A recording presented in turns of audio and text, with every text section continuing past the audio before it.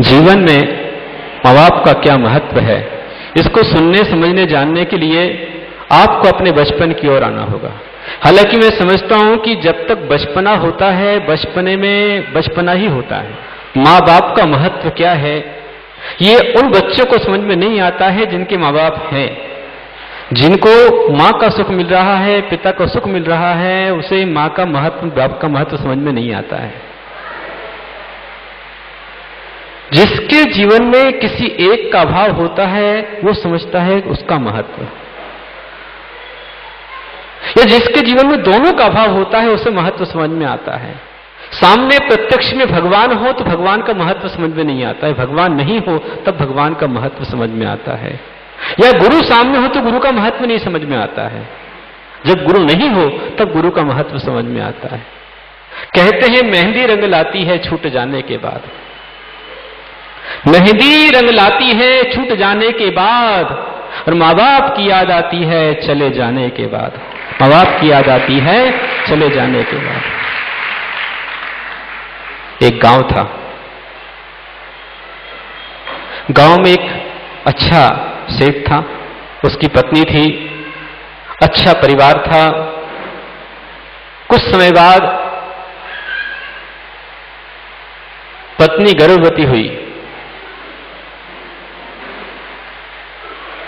और जैसे ही पत्नी प्रेग्नेंट हुई, गर्भवती हुई, गरोदर हुई, जिस दिन पता चला कि पेट में कोई है, उस दिन ही पिता की मृत्यु हो गई। जैसे तैसे करके मां ने 9 माह पूरे किए, और जिस दिन 9 माह पूरे हुए मां ने संतान को जन्म दिया। यहां जन्म हुआ और वही मां की भी मृत्यु हो गई। बच्चा अकेला, अनाथ। किसके मां बाप बचपन में छूट जाते हैं? बच्चा यदि अनाथ होता है तो क्यों होता है, उसके पीछे भी रीजन है, कारण है। वो कारण क्या है अपन समझेंगे। साइंस कहता है every action must equal and opposite reaction. हमारी ही क्रिया की प्रतिक्रिया होती है। As you reap so you become. जैसा आप बोएंगे वैसा ही आप पाएंगे। यदि आपने अच्छा किया है तो आपको अच्छा मिलेगा, और बुरा किया है तो क्या कहते हैं आप लोग? इस जन्म में ना सही पर भव में मिलता है, इस जन्म में अपने अपने कर्मों का फल सबको मिलता है, अपने अपने। इस जन्म में ना सही पर भव में मिलता है, अपने अपने कर्मों का फल सबको मिलता है। कई बार हम लोग रीडिंग करते हैं, देखते हैं, ज्योतिषीय अनुसंधान करते हैं, तो उसमें ही पता चलता है कि जिस समय बच्चों की कुंडली में मां बाप के वियोग का योग आता है, और जो व्यक्ति मरने वाला है उसका अपमृत्यु का योग आता है, तब जाकर ये घटनाएं घटती हैं। बच्चा एकदम अकेला, ना मां न बाप, मतलब अनाथ, कोई नाथ नहीं उसका। जन्म हुआ, अड़ोस पड़ोस की महिलाओं ने दयावश, करुणावश जैसे तैसे कल करके पाला और पोसा। अब जिसके मां और पिता नहीं होते हैं, उस बच्चे की हालत क्या होगी? मैं देखता हूं कि बच्चे का जन्म होता है तो जन्म की जितनी खुशी एक पिता को होती है, एक मां को होती है, उस संसार में अपनी बड़ी खुशी होती है। उसको लगता है कि मैंने कुछ पा लिया है, बच्चा गर्भ में आते ही डॉक्टर कहता है केयर करो। मां का चलना उठना बैठना सब कुछ ध्यान में रखते हुए कि मेरे गर्भ में जो जीव आया है उसे कहीं कोई किसी प्रकार की तकलीफ ना हो जाए।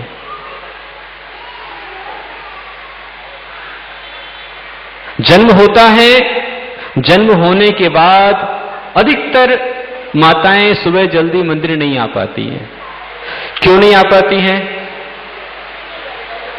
बच्चा दिन में सोता है और रात में रोता है, मचलता है। उसको सुलाने के चक्कर में मां की कई रातें बीत जाती हैं। रात में सोते सोते ही बच्चा उस स्थान पर गंदा कर देता है, गीला कर देता है। गीली जगह पर मेरा बच्चा ना सोए, इसलिए मां उसको थोड़ा खसका करके सूखे में सुलाती है और स्वयं गीले पर सो जाती है। मां के त्याग को कौन समझता है? आप कहीं नौकरी करते हैं, बिजनेस करते हैं, एक समय होता है, एक लिमिट होती है कि भाई 6 घंटे नौकरी करना है, 8 घंटे नौकरी करना है। नौकरी में इतनी पगार आपको मिली, इतनी तनख्वाह मिलनी है। और भी अच्छी बड़ी कंपनी होती है तो रहने को अच्छा बढ़िया व्यवस्था मिलती है, आने जाने की गाड़ी की व्यवस्था मिलती है, साथ में मोबाइल मिलता है और बहुत सारी सुविधाएं मिलती हैं। लेकिन एक ड्यूटी इसकी भी होती है जिसमें कोई आराम नहीं होता है। मां और बाप 24 घंटे ड्यूटी देना है, सुबह से लेकर शाम ड्यूटी देना है। छुट्टी के दिन और ज्यादा काम करना है, काम बढ़ जाता है। त्योहार आते हैं और ज्यादा व्यवस्थाएं बढ़ जाती है, आराम मिलता है। लेकिन फिर भी मां और बाप को बच्चे कभी बोझ नहीं लगते। खुद गीले में सोती है लेकिन बच्चे को सूखे में सुलाती है। पिता स्वयं भूखा रहता है लेकिन बच्चों के लिए अच्छी से अच्छी व्यवस्थाएं बनाता है। स्वयं 2 कपड़े कम पहनता है लेकिन अपने राजकुमार को एकदम अच्छे कपड़े देता है। कितना ही जिद करे, जिद को पूरी करने वाले कौन होते हैं? मां बाप होते हैं। और बड़े होकर बच्चे पूछते हैं आपने हमें क्या दिया? जिस समय एक बच्चा एक बच्ची मां से पूछती है कि तुमने हमारे लिए क्या किया, तो सब करते हैं। उस समय मां को लगता है कि अरे आज ये सुनने को मिल रहा है। वो बच्चा जिसके मां और बाप बचपन में ही मृत्यु को प्राप्त हो गए, अनाथ हो गया, कौन देखने वाला उसको? फिर भी पुराना जमाना था, प्राचीन व्यवस्थाएं थी, आपस का प्रेम था। करीब लगभग उसको पाल पोस करके लगभग बच्चा वो 8 साल का हो गया। कितने साल का? ज्यों 8 साल के आसपास बच्चा हुआ, उन महिलाओं ने कह दिया कि बेटा अब तू बड़ा हो गया है, तेरी व्यवस्था अब तू देख ले। 8 साल का बच्चा बड़ा होता है? बड़ा होता है? उनका बच्चा बड़ा होता है जिसके मां बाप नहीं होते हैं। गरीब का बच्चा बचपन से बड़ा हो जाता है, अनाथ बच्चा बचपन से बड़ा हो जाता है। और जिसके मां और बाप हैं उनके बच्चे बड़े होकर भी बच्चे ही रहते हैं।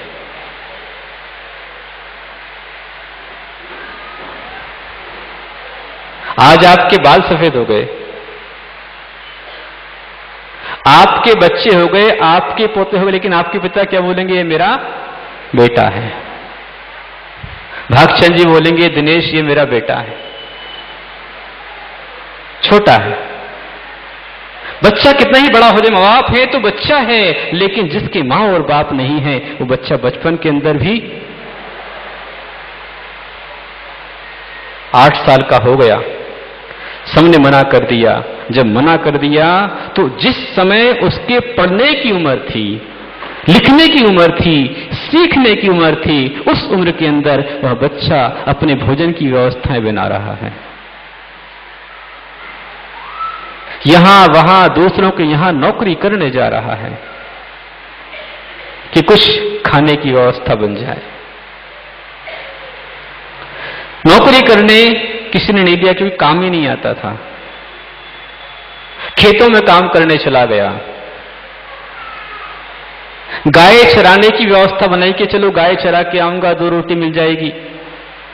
ऐसे करके जीवन की यात्रा चला रहा था, लेकिन जब कर्म आते हैं तो चारों तरफ से आते हैं। कहते हैं देने वाला जब देता है तो छप्पर फाड़ कर देता है। देने वाला जब देता है तो छप्पर फाड़ कर देता है, परंतु जब वापस लेता है तो छप्पर भी उखाड़ लेता है, वो भी नहीं बचता। ऐसे कर्म का उदय आया कि पूरे गांव में ही अकाल पड़ गया। गांव में सूखा पड़ गया, अकाल पड़ गया। गांव के लोग सब गांव को छोड़कर जाने लगे। जब वे सब जाने लगे तो उनके साथ इसको भी मजबूरीवश जाना पड़ा। कहां जाना पता नहीं, लेकिन गांव के लोग जा रहे हैं, उनके साथ में वो जा रहा है। जिस समय रास्ते में जा रहा है तो देखता है कि और भी बहुत सारे छोटे छोटे बच्चे हैं।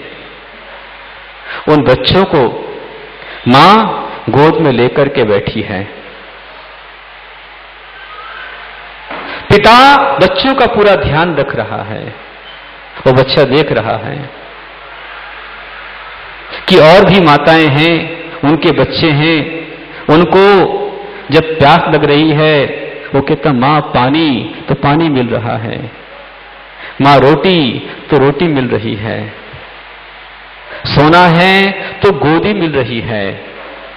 लेकिन ये बच्चा अब आंसू बहा रहा है कि मेरे मां बाप मुझे छोड़कर क्यों चले गए, कहां चले गए, कौन मुझे पानी के लिए पूछेगा, कौन मेरी रोटी की व्यवस्था करेगा। ये कितने अच्छे बच्चे, कितने भाग्यवान बच्चे हैं कि बढ़िया बैलगाड़ी के अंदर मां बैठी है और मां की गोद में बच्चा आराम से सो रहा है। न मेरे पास बैलगाड़ी है, न मेरे पास मां है, न मेरे पास बाप है, किसी की छाया नहीं है। बच्चों, माता पिता के महत्व को समझो। भगवान और गुरु के बाद संसार में सबसे बड़ा तुम्हारे लिए यदि कोई है तो तुम्हारे मां और बाप हैं।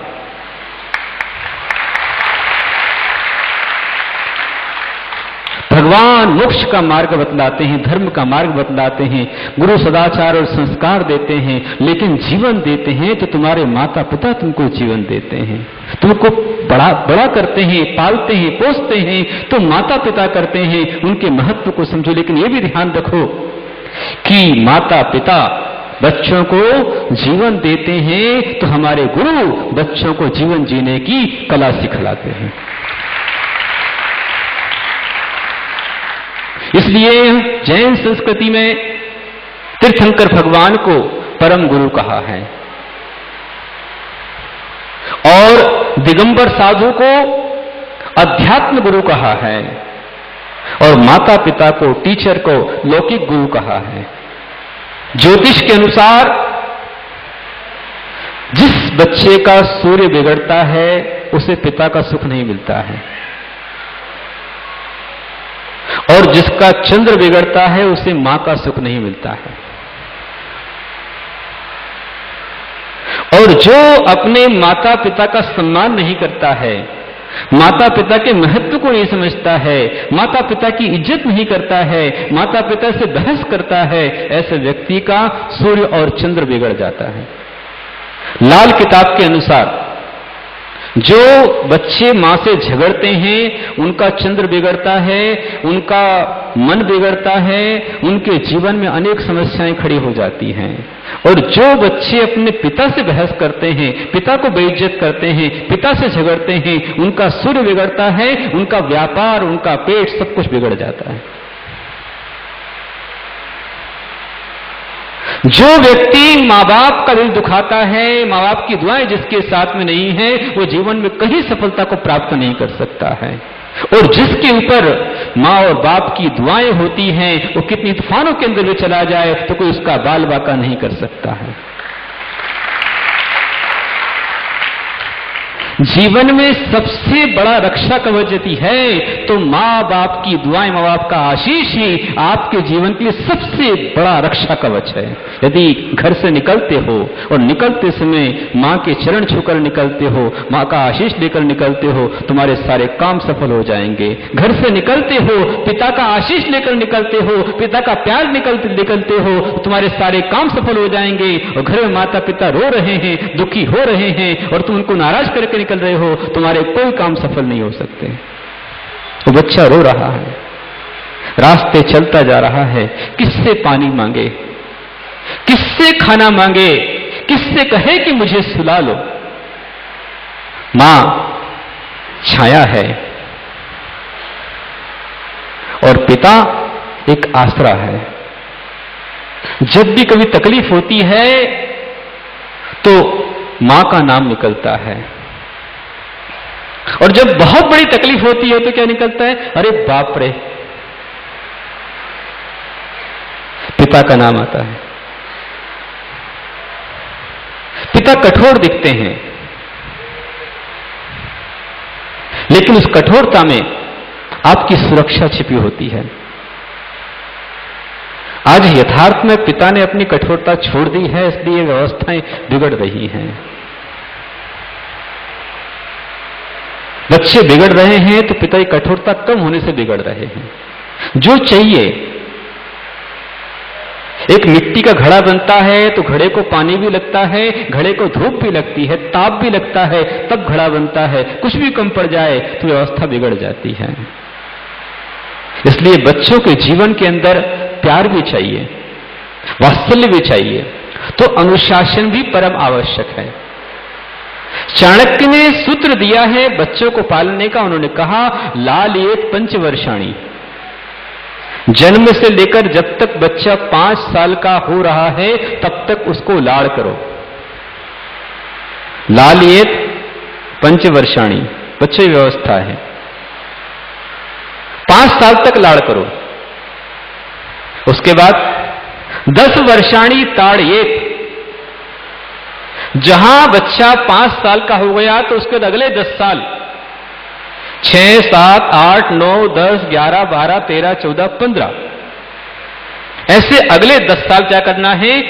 ताड़येत, मतलब अनुशासन में रखो, कंट्रोल में रखो। गलती करता है तो डांटो और फटकारो।